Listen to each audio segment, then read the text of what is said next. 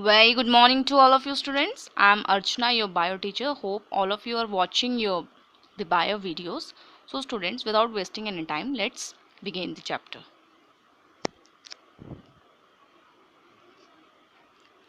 तो स्टूडेंट्स जिन्होंने मेरी पिछली वीडियोस देखी हैं उनको ये पता होगा कि हमने अपनी पिछली वीडियोस में कौन कौन से इस चैप्टर के टॉपिक्स कवर किए थे। सो मैंने अपनी लास्ट वीडियो में जो है स्ट्रक्चर ऑफ सेल के बारे में पढ़ा था, आपको पढ़ाया था। उसके 3 मेन कंपोनेंट्स मैंने आपको बताए थे, जस्ट वो आपको मैंने इमेजेस में शो किए थे। तो मैंने आपसे बोला था मैं अपनी नेक्स्ट वीडियो में आपको उनके स्ट्रक्चर के बारे में डिटेल में डिस्कस करके बताऊंगी and what is the significance and function of these 3 main components of cell. So students, सबसे पहले मैंने आपको बताया था कि हर सिंगल सेल जो है वो बेसिक फंक्शन परफॉर्म करता है, that is exchange of gases, digestion, absorption etcetera.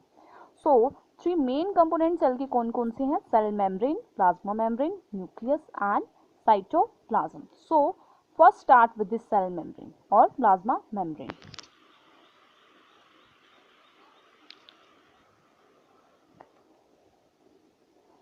So students, cell membrane को हम प्लाज्मा मेम्ब्रेन भी बोलते हैं या फिर प्लाज्मा लेमा भी बोलते हैं। So plasma membrane has so many names, that is cell membrane, plasma membrane और plasmalemma. It is the boundary of each cell which separate the cytoplasm from surroundings. आप इस लाइन से ही समझ सकते हैं कि एक ऐसी बाउंड्री है जो हर एक सेल को सेपरेट करती है साइटोप्लाज्म फ्रॉम सराउंडिंग्स। साइटोप्लाज्म को जो उसके सराउंडिंग से सेपरेट करती है उस लेयर को हम बोलते हैं प्लाज्मा मेम्ब्रेन। तो जैसे कि आप ये देख सकते हैं डायग्राम में शो किया हुआ है, यहाँ पे एक ओवल स्ट्रक्चर बना हुआ है। ग्रीन कलर की बाउंड्री जो बाहर की आउटलाइन है उसको ही हम प्लाज्मा मेम्ब्रेन कहेंगे और बीच का जो लाइट ग्रीन कलर का मटेरियल है दैट इज साइटोप्लाज्म एंड बीच में न्यूक्लियस है। सो ये जो है सेपरेट कर रही है साइटोप्लाज्म को from surroundings. Present in both animal and plant cell. So it is very important point you have to note students. Plasma membrane जो है वो प्लांट सेल में भी प्रेजेंट होती है और एनिमल सेल में भी प्रेजेंट होती है, but the only difference is that plasma membrane plant cell में जो होती है वो इनर लेयर होती है और एनिमल सेल में तो वो प्रेजेंट होती है, वो आउटर लेयर होती है। लेकिन प्लाज्मा मेम्ब्रेन जो है वो प्लांट सेल में इनर लेयर होती है, क्योंकि आउटर लेयर जो प्लांट सेल की वो सेल वॉल होती है, वो हम आगे डिस्कस करेंगे अच्छे से।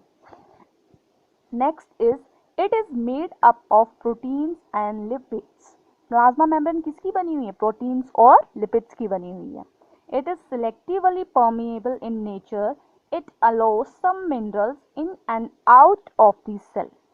सी स्टूडेंट्स, प्लाज्मा मेम्ब्रेन को हम सिलेक्टिवली परमिएबल मेम्ब्रेन भी कहते हैं। इसका मतलब है ये सिलेक्टिव मटेरियल्स की ही एंट्री और एग्जिट अलो करती है।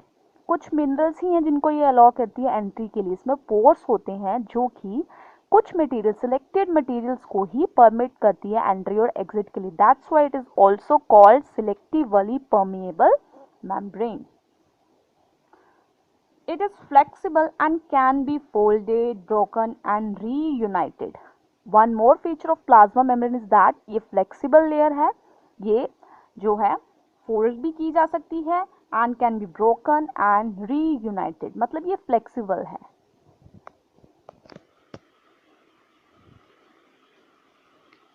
नाउ स्टूडेंट्स, हमने प्लाज्मा मेम्ब्रेन का स्ट्रक्चर पढ़ा। स्ट्रक्चर होता कैसा है उसका structure. Now we will discuss movement of substances through plasma membrane. As मैंने आपको बताया ये सिलेक्टेड मिनरल्स को ही अलो करती है एंट्री और एग्जिट के लिए, इसीलिए इसको सिलेक्टिवली परमेएबल मेम्ब्रेन कहते हैं। But now the question arises, substances move कैसे करते हैं? कौन से वो प्रोसेसेस हैं? 2 प्रोसेस मेन इसमें होते हैं, that is diffusion and osmosis. So first we will start with diffusion. Diffusion एक ऐसा प्रोसेस है जो प्लाज्मा मेम्ब्रेन में किस तरीके से मटेरियल की एंट्री और एग्जिट करता है, तो ये हम डेफिनेशन के थ्रू पढ़ेंगे। So listen carefully students. It is spontaneous movement of a substance from high concentration region to low concentration region, that is oxygen and carbon dioxide can move across the cell membrane. I hope students आपको पहले भी पता होगा diffusion एक ऐसा process है जो exchange of gases में हेल्प करता है। In the same way plasma membrane में जो मटेरियल की मूवमेंट होती है वो सबसे पहला जो प्रोसेस है with the help of diffusion होता है। डिफ्यूजन में क्या होता है, it is a spontaneous movement. जितने भी मटेरियल या जो भी गैसेस एक्सचेंज, जैसे कि मैंने आपको बोला डिफ्यूजन जो है गैसेस एक्सचेंज में हेल्प करता है। तो डिफ्यूजन प्रोसेस में क्या होता है, ऑक्सीजन और कार्बन डाइऑक्साइड की मूवमेंट होती है with the help of this cell membrane. For example ये हम आगे ही एक एक्टिविटी के थ्रू पढ़ेंगे, सो मैं आपको ये डिस्कस करके बताऊंगी। जैसे कि जिस गैस की अमाउंट, फॉर एग्जाम्पल यहाँ पे आपको सेल दिख रहा है, दिस इज अ सेल। मान लीजिए सेल के अंदर अगर ऑक्सीजन ज़्यादा है और बाहर ऑक्सीजन कम है, जैसे कि साइटोप्लाज्म में अगर ऑक्सीजन ज़्यादा प्रेजेंट है, जो सेल के अंदर प्रेजेंट है ऑक्सीजन, तो with the help of diffusion from a region of higher concentration to lower concentration oxygen will move। सो ये आपको हमेशा याद रखना है कि इस डिफ्यूजन प्रोसेस में movement of gases take place from a region of higher concentration to a region of lower concentration. अगर ऑक्सीजन की कंसंट्रेशन बाहर ज़्यादा है तो वो बाहर से अंदर की तरफ जाएगी, अगर अंदर ज़्यादा है तो अंदर से बाहर की तरफ जाएगी। ये आप सेल में जो डायग्राम दी हुई है उसके थ्रू समझ सकते हैं। So students, our next process is osmosis। हमने अब सबसे पहले पढ़ा diffusion। In the same way there is another process through which movement of molecules takes place, but the only difference is that in diffusion exchange of gases take place from a region of higher concentration to lower concentration, but in osmosis the movement of water molecules takes place through plasma membrane is called osmosis। यहाँ पे बोला जा रहा है कि movement of water molecules takes place, so keep in mind students, in osmosis the only difference is that movement of water molecules takes place with the help of osmosis, that is diffusion of solvent।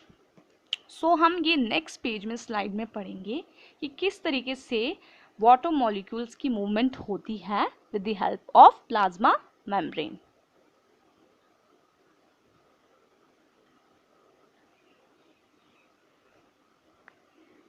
So students, इस page में हम पढ़ेंगे what happen when cell put in water solution of sugar और salt.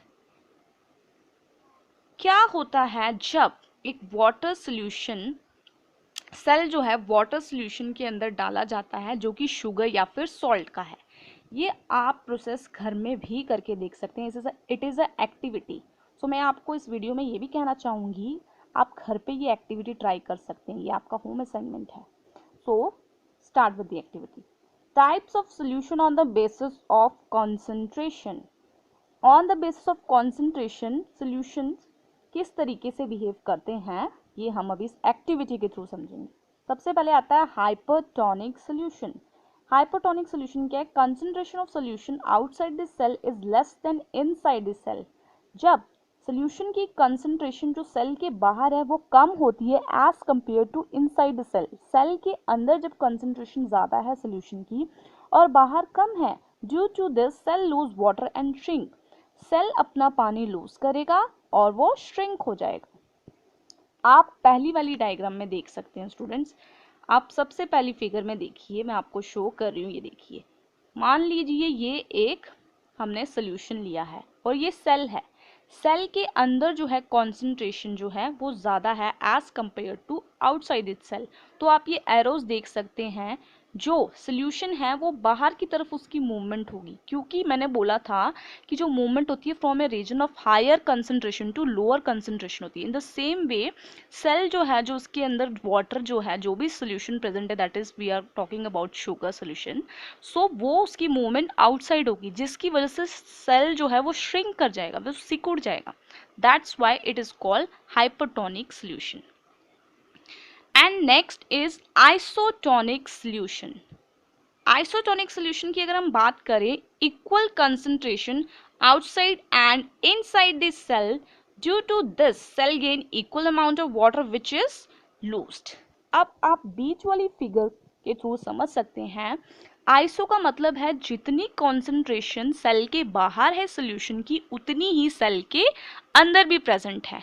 सो जो movement होगी वो बाहर से अंदर की तरफ भी होगी और अंदर से बाहर की तरफ भी होगी, क्योंकि कॉन्सेंट्रेशन दोनों साइड जो है सेम है। तो इस वजह से जो है, जो amount of water which is lose, जो सेल जो है जितना भी पानी गेन करेगा यू लूज करेगा वो इक्वल अमाउंट होगा। तो सेल में कोई भी चेंज नहीं आएगी, cell at as it is रहेगा spherical in shape. But first में आपने देखा था हाइपरटोनी में सेल जो है श्रिंक हो जाएगा। So let's study the last case.